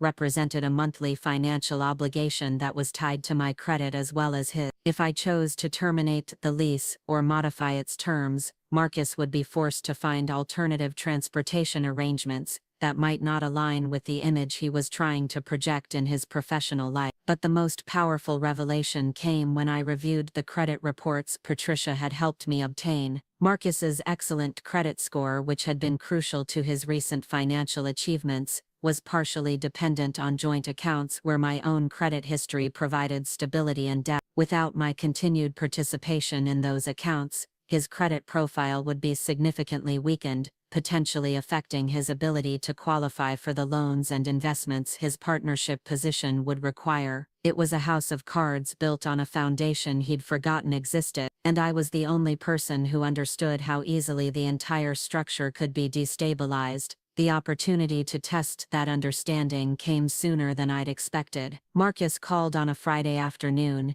his voice tense with frustration and barely contained panic. "Mom, I need to ask you about something," he said without preamble. "My financial advisor was reviewing my accounts for the partnership application, and he says there are some irregularities in the ownership structures, joint accounts and shared assets that he doesn't understand." I felt a smile touch the corners of my mouth. "What kind of irregularities?" He says, "It looks like you have legal access to accounts and properties that should be solely in my name, but that doesn't make sense, because I've been managing all my own finances for years." The genuine confusion in his voice was almost endearing. Marcus had been so focused on the outcomes of his financial decisions that he'd never bothered to understand the mechanisms that had made those outcomes possible. He'd signed documents, accepted benefits, and built his wealth without ever questioning the legal frameworks that supported his success. "I'd be happy to help you understand the situation," I said calmly. "Why don't you come over this weekend and we can review the documents together?" There was a pause, and I could almost hear him calculating whether this was worth his time. "Is it really that complicated? Can't you just explain it over the phone?" "I think it would be better if we looked at the actual paperwork," I said. "Some of these arrangements are more complex than they might appear." Marcus sighed, the sound of someone agreeing to an inconvenience he didn't fully understand. "Okay, I can come by Sunday afternoon, but I can't stay long. Sophia and I have dinner plans." "Of course," I said. "I'll have everything ready for you." After ending the call, I spent the rest of the afternoon organizing documents and preparing for a conversation that would fundamentally alter the relationship between my son and me. For years, I'd been the one adapting to his expectations, accommodating his needs, and accepting his definition of our relationship. But Sunday afternoon would be different. Sunday afternoon, Marcus would finally learn what it meant to build something on a foundation you didn't own, couldn't control, and had never bothered to understand. And for the first time in longer than I could remember, I was looking forward to seeing the expression on my son's face when he discovered exactly who had been supporting his success all along. Sunday afternoon arrived with the kind of crisp November weather that made everything feel sharper and more defined. I had spent the morning organizing documents on my dining room table, creating neat stacks that told the story of Marcus's financial life in a way he'd apparently never bothered to understand. Bank statements, mortgage papers, investment account agreements, credit reports, and loan documents were arranged in chronological order, creating a timeline of dependence that stretched back nearly a decade. I'd also prepared coffee and set out the good china, the same set I'd used for his high school graduation party and college send-off celebration. If this conversation was going to reshape our relationship, I wanted it to happen in surroundings that reminded us both of where we'd started and how far we'd traveled together. Marcus arrived 30 minutes late, as had become his habit, carrying the distracted energy of someone who had more important places to be. He was dressed casually but expensively, in the kind of weekend wear that cost more than most people's monthly salary. His BMW was parked in my driveway at an angle that suggested he'd planned this as a brief stop rather than a meaningful visit. "Sorry I'm late, Mom," he said, kissing my cheek with the same perfunctory affection he might show to an acquaintance. Traffic was terrible, and I had to take a call from my advisor about the partnership paperwork. I led him to the dining room, where the documents were waiting. His eyes swept over the organized piles with the casual indifference of someone who assumed he already understood what he was looking at. "So what's all this about?" he asked, remaining standing rather than taking the seat I'd prepared for him. "My advisor said there might be some confusion about account ownership, but I'm sure it's just a clerical error somewhere." I gestured toward the chair across from me. "Why don't you sit down? This might take a while to explain properly." Marcus glanced at his watch, a gesture that had become unconscious but was no less insulting for its familiarity. "Can we do the abbreviated version? I really can't stay long." For a moment, I felt the old instinct to accommodate his schedule, to compress my concerns into whatever time he was willing to spare. But that woman was gone, replaced by someone who understood that respect couldn't be demanded, but had to be earned through consistent demonstration of value. "No," I said simply. "This is important, and it requires your full attention. If you don't have time for that today, we can reschedule for when you do." Something in my tone must have penetrated his distraction, because Marcus looked at me with the first genuine attention he'd shown in months. It wasn't concern exactly, but it was awareness that something had shifted in the dynamic between us. "Okay," he said slowly, finally taking the offered chair. "I'm listening." I picked up the first document from the nearest stack, a mortgage agreement dated 8 years earlier. "Do you remember signing this?" Marcus glanced at the paper briefly. "That's the mortgage for my townhouse. What about it? Do you remember reading it before you signed it?" Of course I read it. It's a standard mortgage agreement. I handed him the document, open to the signature page. "Then you'll remember that you signed it as a joint borrower, not as the sole purchaser." Marcus took the papers and looked more carefully this time. I watched his expression change as he processed what he was seeing, his confidence flickering as the implications began to register. "This says you're listed as a co-borrower," he said slowly. "But that was just for qualification purposes, to help me get approved for the loan amount I needed." "That's true," I agreed. "But the legal effect is the same regardless of the original intention. According to this mortgage, we're joint owners of your townhouse, equal partners with equal rights to the property." Marcus stared at the document for a long moment, and I could see him recalculating assumptions he'd never questioned. "But I make all the payments, I maintain the property, I chose the neighborhood, and negotiated the purchase price." "All of which is true," I said, "but none of which changes the legal reality of what you signed. In the eyes of the law, that townhouse belongs to both of us equally. If you defaulted on the mortgage, the bank could pursue me for the full amount, but the reverse is also true. I have legal standing to make decisions about that property without your consent." I could see the wheels turning in his mind as he began to understand the implication. The townhouse wasn't just his most valuable asset. It was the foundation of his social identity, the physical symbol of his success that he'd used to establish his place in Chicago's young professional community. "But surely there's paperwork somewhere that clarifies the arrangement," he said, his voice carrying a note of desperation I hadn't heard since he was a child, afraid of disappointing me. "Some kind of addendum or modification that makes it clear the property is mine." I shook my head gently. "There's no such paperwork, Marcus, because you never asked for any. You signed the mortgage as it was written and never questioned the arrangement, because it served your immediate needs." I reached for the next stack of documents, watching as Marcus's face grew paler with each revelation. The BMW lease that listed both our names with equal liability and equal authority. Investment accounts where I retained access and decision-making rights. Credit lines that were secured by joint assets and shared credit history. With each document, I watched my son's carefully constructed understanding of his financial independence crumble a little further. The success story he'd been telling himself and everyone else was built on a foundation he'd never owned and couldn't control. "I don't understand," he said finally, his voice smaller than I'd heard it in years. "Why didn't you ever mention any of this before?" The question hung in the air between us, and I felt 30 years of careful restraint and patient accommodation crystallizing into a moment of absolute clarity. "Because you never asked," I said simply.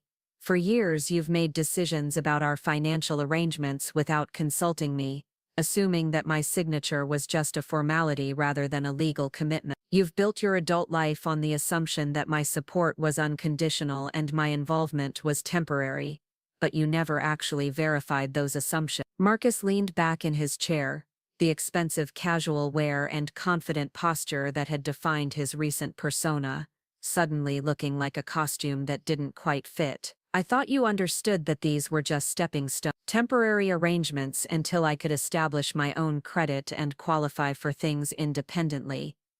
And when was that going to happen? I asked. When were you planning to remove my name from these accounts and transfer these assets to your sole ownership? Because it's been 8 years since the first of these agreements, and instead of reducing my involvement in your financial life, you've actually increased it. The silence that followed was heavy with the weight of realizations that should have happened years earlier. Marcus was finally beginning to understand that his narrative of self-made success was not just incomplete, but fundamentally inaccurate. "What do you want?" he asked finally, his voice carrying a note of weariness that suggested he was beginning to grasp the precariousness of his position. It was the first time in years that he'd asked what I wanted rather than simply assuming he knew what I needed. The question itself represented a shift in our relationship that was more significant than any of the financial revelation. "I want you to understand what your success actually cost," I said.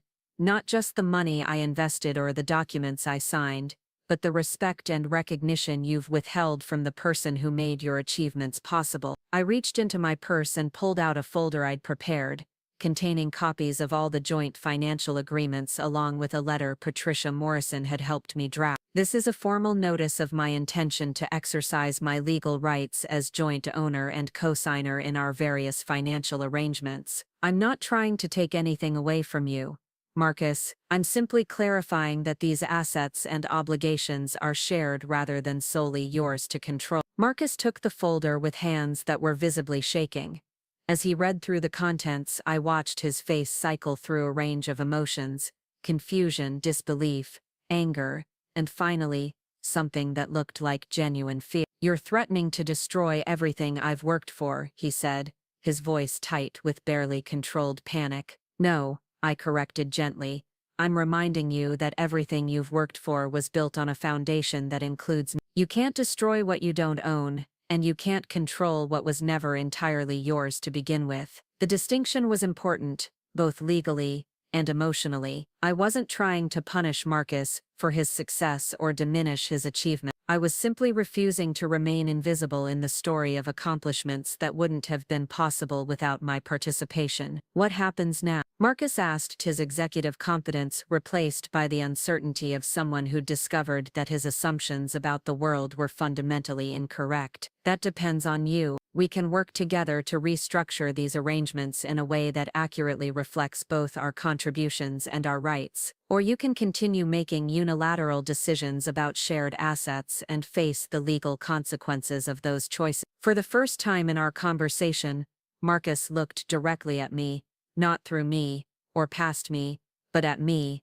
as if he were seeing me clearly for the first time in years. "I never meant to disrespect you," he said quietly. "I thought I was protecting you from having to worry about complicated financial matters." The explanation carried the ring of partial truth, but it was also an unconscious admission of how he'd learned to see me, not as an equal partner in our relationship, but as someone who needed protection from realities I'd been navigating successfully for decades. "The most disrespectful thing you can do to someone," I said, "is to make decisions about their life without consulting them. Every time you've restructured an account or modified an agreement without talking to me first, you've treated me as if my legal rights were irrelevant to your plan." Marcus nodded slowly, and I could see him beginning to process not just the financial implications of our joint arrangements, but the emotional implications of how he'd been treating the person who'd made them possible. "I need to call Sophia," he said suddenly. "She needs to know about this before we make any decisions about the wedding or the partnership." The instinctive reach for his phone was revealed. Even in the midst of discovering that his understanding of his own financial situation had been fundamentally wrong, his first thought was about how this revelation would affect his relationship with his fiancée, rather than his relationship with his mother. "That's your choice, but I should mention that any major financial decisions you're planning, moving up the wedding, investing in the partnership, restructuring assets, for new ventures, will require my consent as long as our current arrangements remain in place." The implications hit him like a physical blow. Every plan he'd been making, Every assumption about his financial flexibility, every promise he'd made to Sophia about their future together, was suddenly contingent on the approval of the woman he'd been systematically marginalizing for years. "How long have you known about all that?" he asked, his voice carrying a note of something that might have been admiration if it weren't mixed with such obvious anxiety. "I've always known the legal realities of what I signed," I said,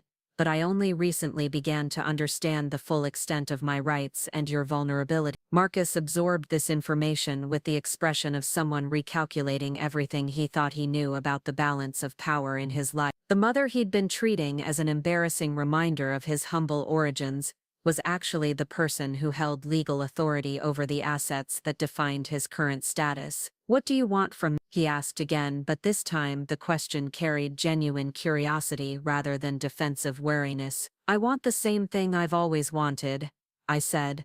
"I want to be treated as a valued partner in your life rather than a convenient resource. I want my contributions to be acknowledged rather than erased, and I want decisions that affect both of us to be made collaboratively rather than unilaterally." The requests were simple and reasonable, but they represented a fundamental shift in how Marcus would need to approach our relationship going forward. No more casual dismissals of my concerns, no more unilateral decisions about shared assets, no more rewriting of history to exclude my role in his success. "And if I agree to these changes," he asked, "if I start including you in financial decisions and acknowledging your contributions, what happens to the legal arrangement? We work together to modify them in ways that reflect our actual relationship and responsibilities," I said. "Some of these arrangements may no longer be necessary if you've truly established independent financial stability. Others might need to be formalized differently to protect both our interests." The conversation continued for another 2 hours,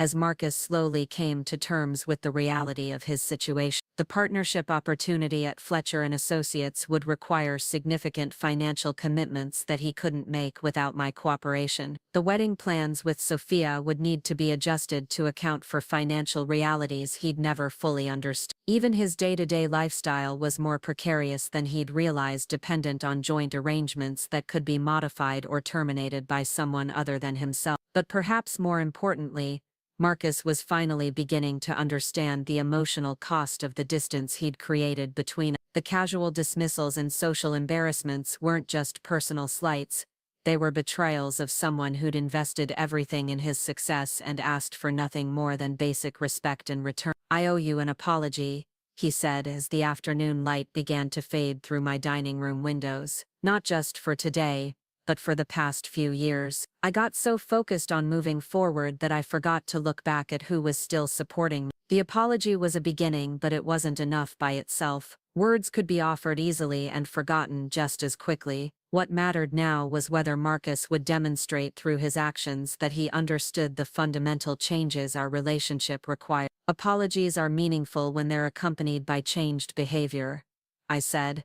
"I'm willing to work with you to rebuild our relationship, but it has to be based on mutual respect rather than one-sided accommodation." Over the following weeks, Marcus and I began the complex process of restructuring both our financial arrangements and our personal relationship. It wasn't easy, and it wasn't always comfortable. Years of accumulated resentment and misunderstanding don't disappear overnight, and both of us had to learn new ways of communicating and collaborating. The first major test came when Marcus had to explain to Sophia why their wedding timeline and budget would need to be adjusted. The conversation didn't go well, according to Marcus, who discovered that his fiancée's enthusiasm for their relationship was more closely tied to his perceived financial independence than either of them had realized. Sophia's family had expected to be joining forces with a self-made success story, not entering into a complex arrangement with a man whose assets were legally entangled with his mother's ownership rights. The revelation that Marcus's financial foundation was more fragile than it appeared created tensions in their relationship that ultimately proved irreconcilable. 6 months later,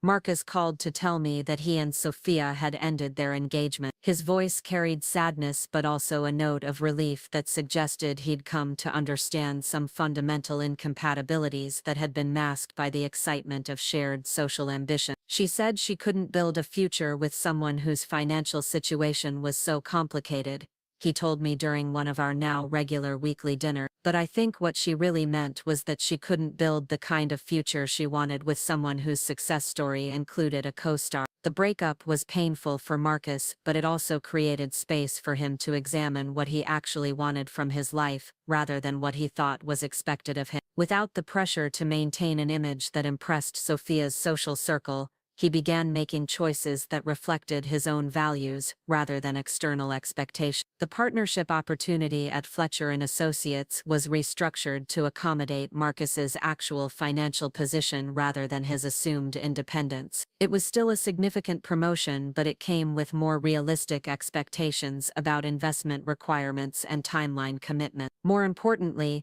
Marcus began including me in major financial decisions, not because he was legally required to, but because he'd come to value my perspective and experience. The woman he'd once seen as an embarrassing reminder of humble beginnings became a trusted advisor whose insights helped him navigate complex professional and personal challenges. Our monthly dinners resumed, but this time Marcus arrived on time and left his phone in the car. Our conversations became genuine exchanges rather than one-sided updates, with Marcus asking about my work and my interests with the same attention he'd once reserved for his own concerns. The transformation wasn't complete or perfect. There were still moments when Marcus slipped into old patterns of condescension or dismissal, and there were times when I had to remind him that respect was a choice that required consistent demonstration. But the foundation of our relationship had shifted from one-sided dependence to mutual recognition and collaboration. The most powerful moment in our renewed relationship came 8 months after that difficult Sunday afternoon conversation. Marcus called me on a Tuesday evening, his voice excited in a way I hadn't heard since he was a child sharing news about a school achievement.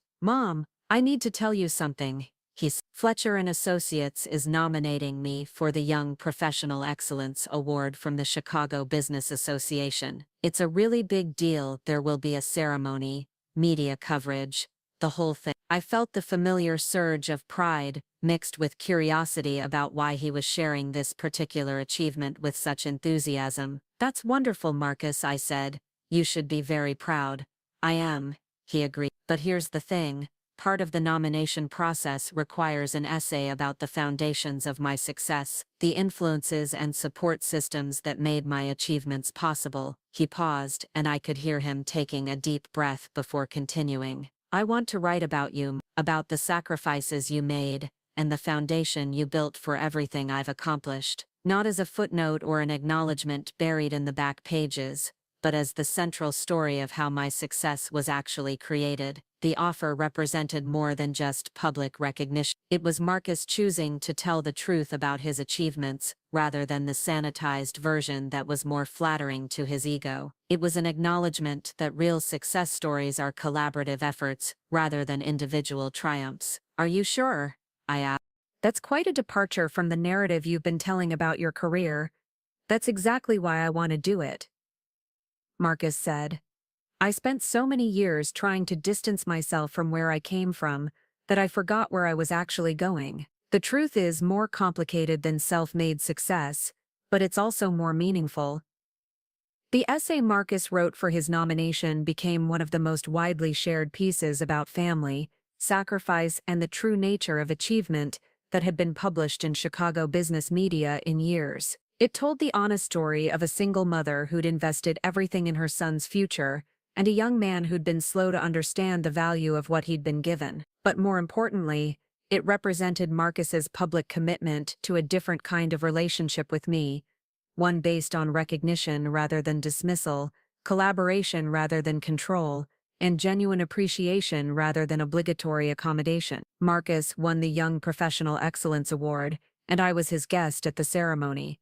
Not because I was required to be there by legal document or family obligation, but because he wanted to share his moment of recognition with the person who'd made it possible. When he accepted the award that evening, Standing before an audience of Chicago's business leaders and emerging professionals, Marcus began his speech with words I'd waited 30 years to hear. None of us succeeds alone, and I want to begin tonight by recognizing the woman whose vision, sacrifice, and unwavering support made everything I've achieved possible, my mother, Amy Rodriguez. The applause that followed was warm and genuine, but it was nothing compared to the feeling of standing in that ballroom wearing my emerald green blouse, the same one I'd worn to the engagement party where I'd been told I was too old for family photos, and finally being seen, acknowledged, and valued for exactly who I was and what I'd contributed. But the real victory wasn't the public recognition, or the award ceremony, or even the restored relationship with my son. The real victory was the understanding that my worth had never been dependent on other people's acknowledgement of. I'd always been valuable, always been essential, always been worthy of respect. I'd simply forgotten to demand that respect for myself. Marcus learned that self-made success is a myth, and that the foundations we build on matter more than the heights we achieve. But I learned something equally important, that love without respect is just another form of servitude, and that the most important relationship we can nurture is the one we have with our own sense of worth. The woman who'd once made herself smaller so others could shine brighter had discovered that true generosity comes from a place of strength rather than sacrifice. And the mother who'd spent 30 years investing in her son's future had finally learned to invest in her own value with the same dedication and care. Standing in that ballroom that night, watching my son tell the true story of his success to an audience that finally understood the collaborative nature of achievement, I felt something I hadn't experienced in years. Not just pride in Marcus's accomplishments, but pride in my own strength, my own resilience, and my own refusal to remain invisible in a story I'd helped write from the very beginning. The foundation I'd built for my son's life had ultimately become the foundation for my own self-respect. And that was a lesson worth every difficult conversation, every legal document, and every moment of uncertainty we'd navigated together. Sometimes the most important thing we can teach the people we love is that love itself requires boundaries, respect demands reciprocity, and foundations are strongest when all parties understand and value the role they play in supporting the structure built on top of them. Marcus thought I was too old for family photos, but he learned that I was exactly the right age to teach him what family actually means. The months following Marcus's award ceremony brought changes I hadn't anticipated. The essay he'd written about our relationship had resonated with more people than either of us expected, sparking conversations about family dynamics, financial independence, and the hidden support systems that enable individual success. Local newspapers picked up the story, and I found myself fielding calls from journalists who wanted to explore the broader implications of what they called invisible foundations in professional achievement. At first, the attention felt overwhelming. I'd spent decades deliberately staying in the background, supporting Marcus's ambitions, while keeping my own contributions quiet and unacknowledged. Suddenly finding myself the subject of media interest was disorienting and occasionally uncomfortable, but it was also validating in ways I hadn't expected. The most surprising development came in the form of an invitation from the Chicago Small Business Association. They'd read Marcus's essay and learned about my work helping local entrepreneurs with their financial planning and bookkeeping. The association was planning a conference on family-funded startups and wanted me to speak about the legal and financial considerations that families should understand before entering into business partnerships with adult children. I almost declined the invitation. Public speaking had never been something I sought out, and the idea of sharing our personal story with a room full of strangers felt intimidating. But Elena, who'd been following the media coverage of Marcus's award with undisguised pride, convinced me to accept. "You've been helping families navigate these issues for years," she pointed out during one of our coffee dates. "The only difference now is that people are finally paying attention to what you have to say." The conference was held at a downtown hotel, in a ballroom filled with parents, adult children, and business advisors who were grappling with questions similar to those Marcus and I had faced. As I stood at the podium, looking out at an audience of people who understood the complexities of mixing family relationships with financial obligations, I felt a sense of purpose I hadn't experienced since my early years of teaching. I talked about the importance of clear communication and written agreements in family business relationships. I shared the legal pitfalls that could trap well-meaning parents in financial obligations they didn't fully understand. And I discussed the emotional dynamics that could turn generous support into destructive dependence if boundaries weren't established and maintained. But the part of my presentation that generated the most discussion was my emphasis on respect as a prerequisite for healthy family-business relationships. I talked about how easy it was for financial support to become an expectation rather than a gift,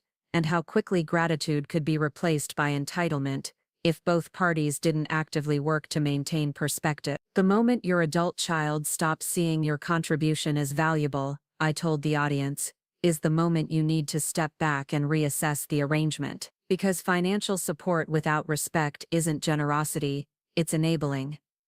The response was immediate and enthusiastic. During the question and answer session, parents shared stories of their own struggles with ungrateful adult children who'd taken family support for granted. Business advisors asked for specific guidance about structuring family loans and investment arrangements to protect all parties involved. Adult children in the audience talked about their own desires to honor their parents' contributions while maintaining their independence and self-respect. One young woman, probably close to Marcus's age, approached me after the presentation with tears in her eyes. "I think I've been treating my parents the way your son was treating you," she said quietly. "I never realized how dismissive I've become of their help. I always thought I was protecting their feelings by not making a big deal about their support. But now I see I was just erasing their contributions from my success story." Conversations like that one reminded me that our family's struggles weren't unique. Across the country, generous parents were watching their adult children achieve success while forgetting to acknowledge the foundation that had made those achievements possible. And equally concerning, adult children were building their identities around narratives of self-sufficiency that ignored the very real assistance they'd received along the way. Over the following months, I began speaking at more conferences and workshops, always focusing on the practical and emotional aspects of family financial relationships. The work felt meaningful in ways my previous career hadn't quite achieved. While I'd always taken pride in helping small businesses manage their finances, this new role allowed me to address issues that affected families at their most vulnerable moments. The speaking engagements also brought an unexpected financial benefit. The fees I earned for presentations, combined with consulting work that emerged from those connections, significantly improved my own financial situation. For the first time in my adult life, I wasn't calculating every purchase or worrying about unexpected expenses. It was a form of independence I'd never experienced, and it changed my relationship with Marcus in subtle but important ways. Where I'd once been financially dependent on his goodwill and continued cooperation in our joint arrangements, I now had resources and income streams that were entirely my own. The shift in economic power made our conversations more balanced and authentic. Marcus could no longer treat me as someone who needed his financial protection or management, because it was increasingly clear that I was quite capable of managing my own affairs. This new dynamic was tested when Marcus called me in early spring with news that Fletcher & Associates was offering him a position in their London office. It was a significant opportunity, a chance to help the firm establish its European operations while building his own international experience. The position came with a substantial salary increase and the kind of professional prestige that could define the next phase of his career. "It's a 3-year commitment," he explained during dinner at a restaurant he'd chosen specifically because it was quiet enough for serious conversation. "Maybe longer if the expansion goes well. I wanted to talk to you about it before making any decisions." The consultation was exactly the kind of respectful communication I'd been hoping for, but it also presented challenges I hadn't anticipated. Our joint financial arrangements would become much more complicated with Marcus living overseas. The townhouse would need to be managed or sold. Investment accounts would require restructuring to accommodate international tax implications. Even simple matters like communication and collaboration would become more difficult across time zones and continents. But beyond the practical considerations, I had to confront my own feelings about Marcus moving so far away just as our relationship was beginning to heal. We'd spent the past year rebuilding trust and learning to treat each other as equals rather than falling into old patterns of dependence and control. The progress felt fragile, and I worried that physical distance might allow old habits to reassert themselves. "What are you think?" Marcus asked, and I realized I'd been quiet for several minutes while processing the implications of his news. "I'm thinking it's a wonderful opportunity," I said honestly. "And I'm also thinking about how we maintain the relationship we've built while you're living on another continent." Marcus nodded, his expression thoughtful rather than dismissive. "I've been wondering about that too. The last thing I want is to fall back into old patterns where I make decisions without considering how they affect you." We spent the rest of the evening working through the practical and emotional aspects of his potential move. Some of our joint financial arrangements would need to be dissolved or transferred to his sole ownership. Others could be maintained through electronic communication and legal documentation, but all of the changes would require careful planning and mutual agreement rather than the unilateral decisions that had characterized his approach to financial matters in the past. The conversation also gave us an opportunity to discuss what we'd learned about each other over the past year. Marcus talked about how his perspective on success had evolved, from seeing achievement as an individual accomplishment to understanding it as a collaborative effort that required acknowledging and honoring the contributions of others. "I used to think that admitting I'd had help somehow diminished my achievements," he said. "But now I realize that understanding how success actually happens makes it more meaningful, not less." For my part, I shared how the speaking and consulting work had helped me understand my own value in ways that extended beyond my role as Marcus's mother. "I spent so many years defining myself through your achievements that I forgot I had accomplishments and expertise of my own," I admit. "This year has reminded me that I'm a whole person with my own talents and contributions to make." The London opportunity also forced us to confront the reality that our renewed relationship would need to function across distance and time difference. We couldn't rely on regular dinners and face-to-face conversations to maintain the intimacy and trust we'd rebuilt. Instead, we'd need to be more intentional about communication and more creative about staying connected. Marcus ultimately accepted the London position, but not before we'd worked together to restructure our financial arrangements in ways that protected both our interests while giving him the flexibility he'd need for international living. Some assets were transferred to his sole ownership after he'd saved enough to buy out my share. Others were liquidated and the proceeds divided according to our legal rights and contribution. The process took several months and required multiple meetings with attorneys, financial advisors, and tax specialists. It was complex and occasionally stressful, but it was also collaborative in ways our previous financial interactions had never been. Marcus consulted me before making decisions, incorporated my concerns into his planning, and made sure I understood the implications of every change we were considering. The townhouse presented the biggest challenge. Marcus's attachment to the property went beyond its financial value. It represented his arrival in Chicago's professional community and his establishment as an independent adult. But the mortgage payments and maintenance costs would be difficult to manage from London, and the property was too valuable to leave unoccupied for extended periods. After considerable discussion, we decided to sell the townhouse and use the proceeds to establish separate investment accounts for each of us. The sale process was surprisingly emotional, not just for Marcus but for me as well. I'd never lived in the townhouse, but I'd helped him choose it, and I'd visited enough times to have memories associated with various rooms and spaces. More significantly, the townhouse sale represented the final dissolution of our joint ownership arrangement. Once the property was sold and the proceeds divided, Marcus would be financially independent in ways he'd never been before, and I would be free from the legal obligations and financial risks that had bound our lives together for nearly a decade. The closing took place on a humid July afternoon, in a lawyer's office that smelled of old leather and fresh coffee. Marcus and I sat side by side, signing document after document that formally ended our shared ownership of his most significant asset. When the final papers were signed and the checks were distributed, we looked at each other with expressions that mixed relief with uncertainty. "How does it feel to be officially self-made?"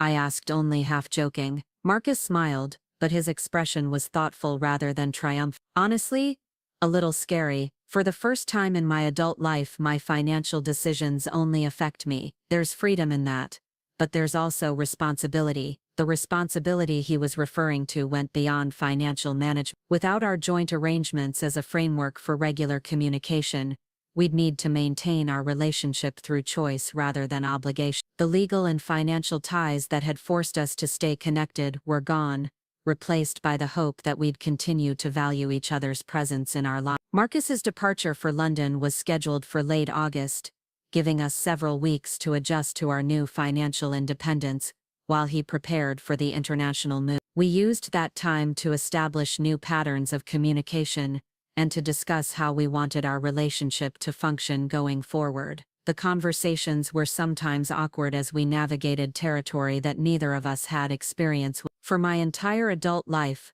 my relationship with Marcus had been defined by my role as his primary support system and financial safety net. Now we were learning to relate to each other as independent adults with separate lives and resources. The adjustment was complicated by the fact that I was also experiencing my own form of liberation. The speaking and consulting work that had emerged from Marcus's award had evolved into a legitimate second career, one that was both financially rewarding and personally fulfilling. I was traveling more, meeting new people, and exploring aspects of myself that had been dormant during the decades I'd spent focused on Marcus's needs and goals. Elena noticed the changes during one of our regular coffee dates in mid-August. "You seem different," she observed, studying my face with the attention that comes from 40 years of friendship. "More confident, more yourself, if that makes sense." It did make sense. For the first time since Marcus was born, I was living primarily for myself rather than as an extension of someone else's ambition. The transformation wasn't complete, and there were still moments when I felt uncertain about this new version of myself, but there was also an energy and excitement that I hadn't felt in years. The night before Marcus left for London, we had dinner at the restaurant where we'd first discussed the London opportunity. The conversation was easier than it had been in months, filled with genuine curiosity about each other's plans and hopes for the future, rather than the careful navigation of power dynamics that had characterized our recent interaction. "I want you to know," Marcus said as we were finishing dessert, "that this year has been one of the most important of my life. Not because of the promotion or the award or the London opportunity, but because I finally learned who you really are." The statement was both touching and slightly heartbreaking, carrying the implicit admission that he'd spent most of his adult life relating to a version of me that bore little resemblance to reality. "I'm the same person I always was," I said gently. "You just weren't seeing me clearly before." "That's what makes it so sad," Marcus replied. "I wasted so many years dismissing someone who had so much to offer. I'm grateful we found our way back to each other, but I'm also sorry it took so long." The apology was sincere and appreciated, but I'd moved beyond needing his regret about the past. What mattered now was that we'd both learned valuable lessons about respect, recognition, and the true nature of family relationships. Marcus's flight to London departed on a Tuesday morning in late August. I drove him to the airport, a reversal of the pattern from his college years when he'd insisted on taking taxis rather than asking for rides. The conversation during the drive was comfortable and optimistic, focused on his plans for settling into London life and my upcoming speaking engagements in the fall. At the departure gate, we hugged with the genuine affection of people who'd worked hard to understand and appreciate each other. There were no dramatic declarations or emotional scenes, just the quiet confidence that comes from knowing a relationship has been tested and strengthened through honest confrontation and mutual respect. "I'll call you when I land," Marcus said,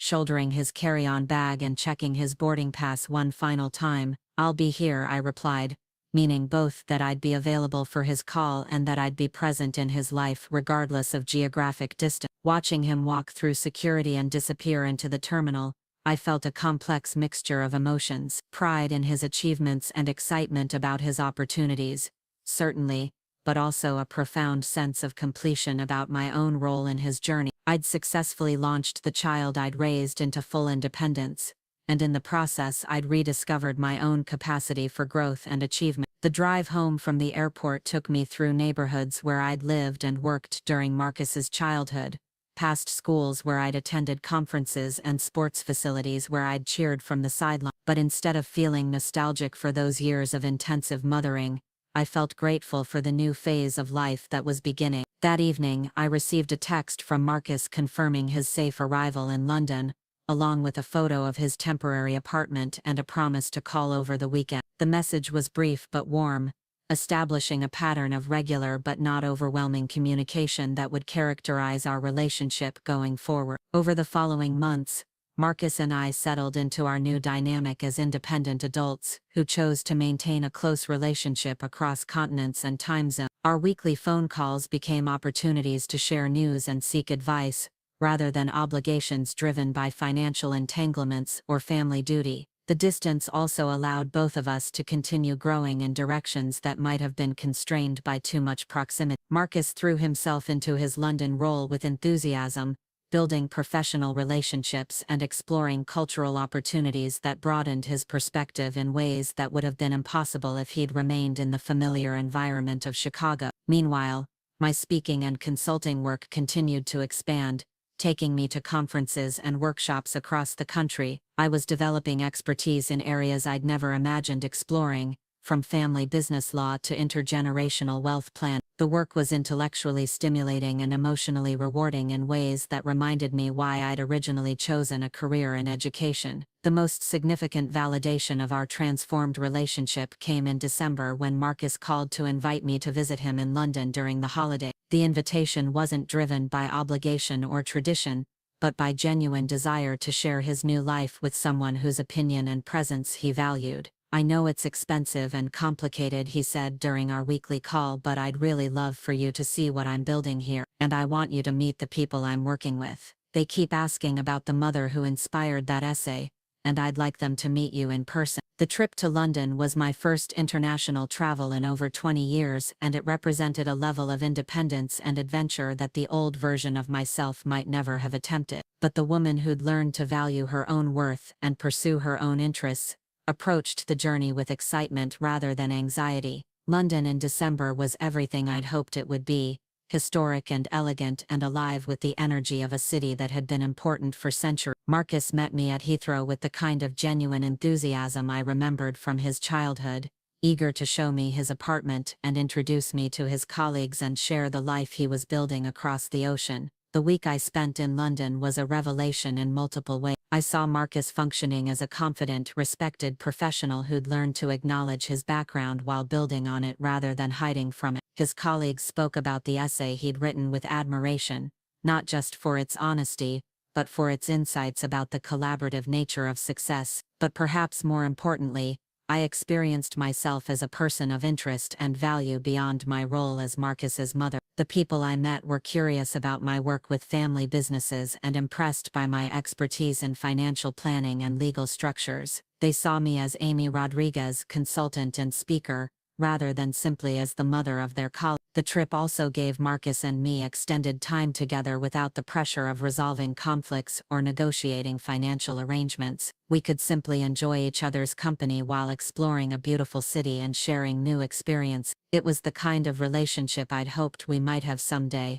but it had required years of difficult work and fundamental changes in how we related to each other. On my last evening in London, Marcus took me to dinner at a restaurant overlooking the Thames. The setting was romantic and elegant, the kind of place that marked special occasions and important conversations. "I've been thinking," he said as we watched boats navigate the river below us, "about how different this feels from the trips we used to take together. When I was younger, I always felt like I was performing for you, trying to prove I was worthy of your investment. But this week has been about actually sharing my life with someone I enjoy spending time with." The observation captured something important about our evolution as people and as family members. We'd moved from a relationship based on roles and obligations to one founded on mutual respect and genuine affection. It had taken longer than either of us might have preferred, but the foundation we'd built together was stronger for having been tested and consciously reconstructed. My flight home from London was delayed by winter weather,